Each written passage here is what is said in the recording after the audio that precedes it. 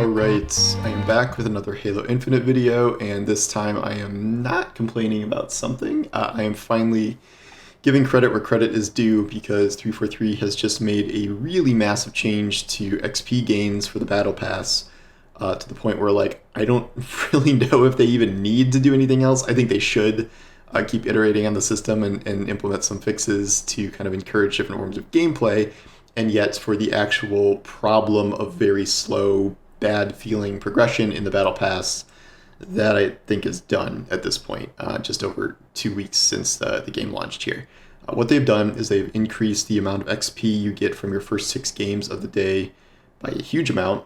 It is now 1,000 instead of 300, so it is a full Battle Pass level if you just play 6 games a day. Win or lose, just play them. And if you just play the first couple, I think it's 400 or 500 or 600 XP right away. And then kind of you get less as time goes on, and then it goes back to 50 XP Game 7 and beyond. What this does, however, is create a massive kind of pool of XP gain where if you play the 6 games a day, you are now earning something like 230% more XP from before, just through playing 6 games. And that is in addition to whatever challenges you manage to complete over the course of those 6 games. Even if you're very bad and unlucky, you're probably still going to get at least a couple done just because ones keep showing up, like play oddball or whatever. Like eventually you will probably complete at least a few challenges, even if you're not specifically going for them. What this also does is create a situation where it now makes a lot more sense to use XP boosts, whereas before, like you have the oddball challenge, and then what do? You queue up to a game and you get 4 capture the flag games in a row. And with a timed XP boost, that can run out. But now you have a guaranteed period of time where you know you will earn 1,000 XP in an hour, 90 minutes, I don't know, 80 minutes, whatever it's going to take to play 6 games in total, depending on how long the games last and matchmaking and stuff.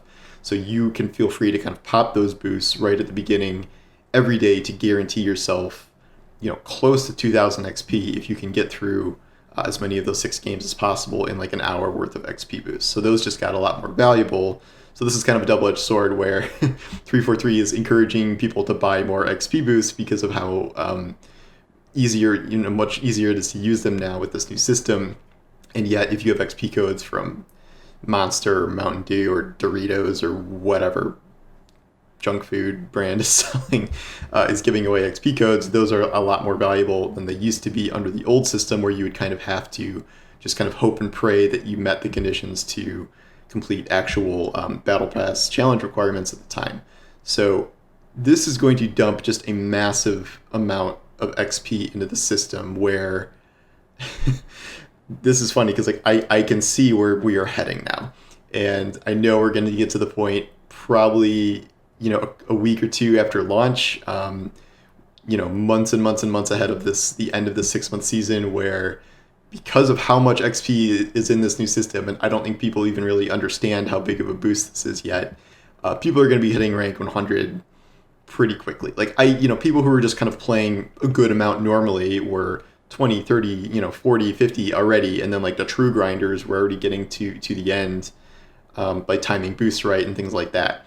And the game hasn't even officially launched yet. So now with this huge boost to XP where it's, 500%, 400% increase if you play 2 games a day, 200% if you play 6 games, and then even if you're grinding like crazy, if you play, 20 games a day or something, and that's still a 70% increase in match XP a game. So I know we're going to get to a point now where people are going to hit 100, and Halo Infinite does not have a system built in where it does anything with XP after you hit 100. It's just kind of empty. Like there is no account leveling, there's no commendations. It's just sort of over. And a lot of games have kind of over leveling stuff set up where anywhere from really crap systems like Destiny giving you bright engrams and like power increases and stuff in PvE, like to other games that maybe have more rewards, or I think even MCC has some sort of like account leveling system where it's kind of your overall levels in terms of how much you've been grinding, whereas like Halo Infinite isn't even like tracking long-term stats and things as far as I can tell. So like no, there was no like account based leveling system at this point, so XP over 100 will not really be doing anything. On the one hand, that does free you up to kind of play however you want, and you will be able to play Halo freely, not really worrying about challenges. And yet, this is 2021, and people who are grinding out XP or given new challenges for absolutely no reason are going to be a little salty about that. I guess the one thing you still be earning is the whatever they're offering for the weekly reward. I don't know if they will literally have a different weekly reward every single week for the 6-month season, or if they will start repeating things. Like if you missed a week, it would seem a little odd if they didn't repeat things, given that it like if you just couldn't play for a week, you are forever going to miss this one item. That seems a little unlikely to me. There will also be live events, like obviously the Tenrai stuff is returning, and that is hard time gated, where you can only make a certain amount of progress at a time, and you have to play all 5 weeks of that over the course of the season. So my hunch for that was that they were going to make that a little better and less oppressive feeling, and yet that still gives you something to do if you kind of max the battle pass early, which I think under this new system, a lot of people are going to max the battle pass early and start complaining about that, which is going to be hilarious given the conversations we've had.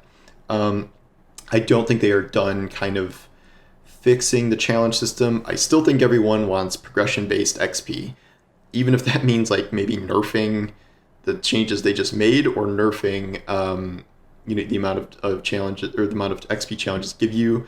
I think people still want some sort of XP system that rewards you for playing well or rewards you for winning or completing the objective.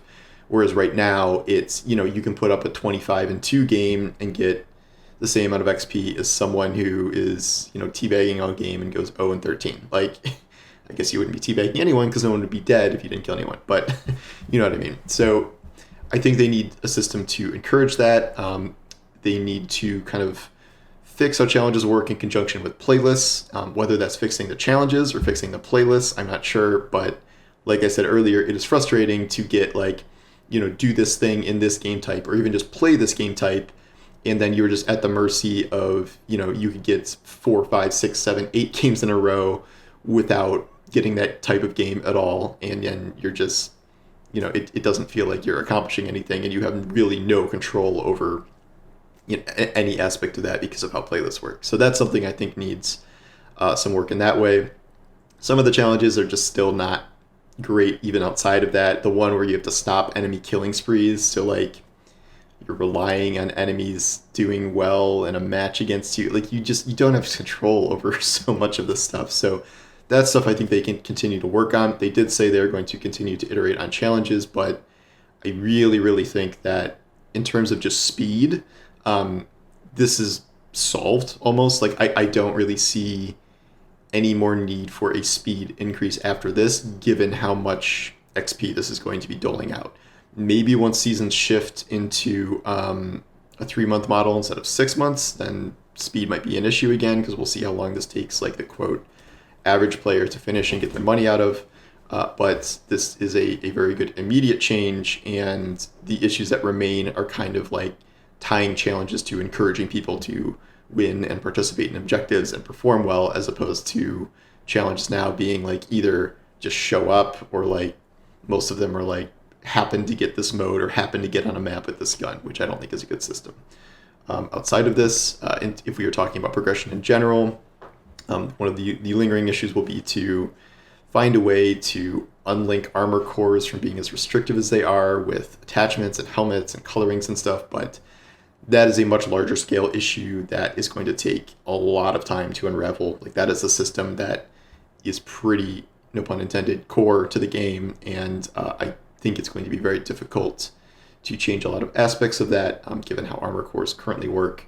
But it's an issue given that all of these things we're talking about are to earn these kind of cosmetic rewards. So the good news is the things they don't really have to focus on changing that much is gameplay, because no one is really complaining about gameplay all that much outside of some specific issues. But generally speaking, it is a brilliantly fun game, one of the most fun shooters I've played in a very long time, and has echoes of the true glory days of Halo back in kind of the 3 era, or even before that. And so that part of the game is good. Just add more maps, add more modes, add better playlists, and you're good to go there. I think there is nothing that is horrifically unbalanced and is ruining the mode right now, from what I can tell.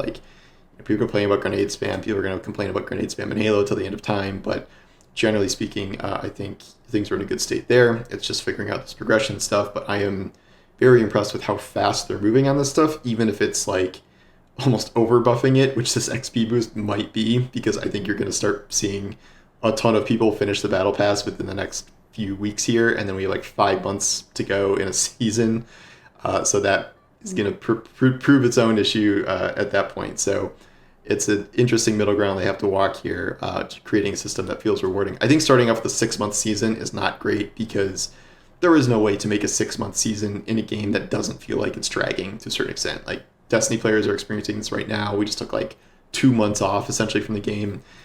We've seen this with Fortnite, where Fortnite has delayed seasons and just kind of things have stretched on and on and on with no real end in sight. A lot of games have done this with the 6-month season, but to debut this with a 6-month season, that's not great. And it would have been better to kind of have a tighter, I think more focused, more fast-paced season, but they are making changes very quickly, and I think these XP changes are probably bigger than anyone realizes. And once people start playing, 5, 6, 7 games a day for a week, they're going to really realize how kind of absurd of a boost this is, and no one is going to have a problem finishing this battle pass anymore, I don't think. So anyway, we'll see what happens next, see what changes they make, and thanks for watching. Evie, you loafing? Yeah, I know you hear me. I can see your ears move. Evie, chicken? Oh, well, now I gotta go find her some chickens. All right, thanks for watching, and I'll talk to you guys soon.